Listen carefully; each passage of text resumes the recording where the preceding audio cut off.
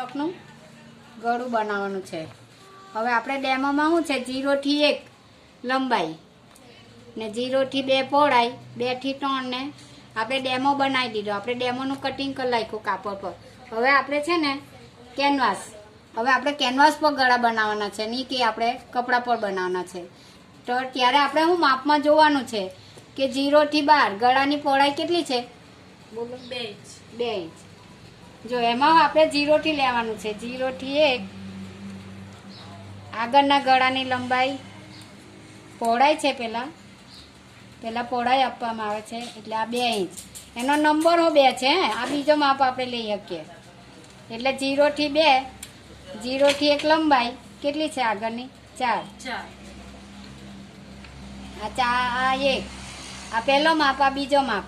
હવે આ લંબાઈ લીધી આપણે આગળના ગળાની, નાની છોકરીનું છે એટલે 4 ઇંચ લીધું છે. ને 0 થી 2 આપણે ગળાની પહોળાઈ લીધી છે. છોકરીનું શોલ્ડર કેટલું છે? 5 ઇંચ છે એટલે આપણે 3 ઇંચ શોલ્ડર માટે રાખી છે અને 2 ઇંચ ગળા માટે રાખી છે. હવે આ 2 ઇંચની પહોળાઈ થઈ. હવે આપણે 2 થી 3 પાછું 4 ઇંચ લંબાઈનું લાવવાનું છે ને પછી એને લીટી દોરી દેવાની છે. ને પછી 3 નંબર તમારે આપવાનો છે, શીખવા માટે છે ને, એટલે નંબર તો જરૂરી છે. એટલે આ ત્રીજો માપ લીધો. હવે 3 થી 1 આપણે કાટખૂણે લીટી દોરી એટલે આ પૂરું થયું. એટલે આ લંબચોરસ બની ગયું ગળાનું. કેવું? 2 ઇંચ પહોળાઈ 1 ઇંચ લંબાઈ, એનું આપણે લંબચોરસ બનાવ્યું. 0 થી 1 લંબાઈ, 0 થી 2 ગળાની પહોળાઈ, 2 થી 3 પાછા 4 ઉતરા, 3 થી 1 કાટખૂણે લીટી, એટલે ચોરસ બન્યું. હવે આપણે શું કરવાનું છે? આપૂથી શેપ બરાબર નહીં અપાય. શીખવા માટે તમે આવે એટલે તરત આપણને આદત પડતી નથી. એટલે જે લંબાઈ છે ને એનું અડધું એ નિશાન કરવાનું. તો 4 ના અડધા 2 મેં નિશાન કરી. જો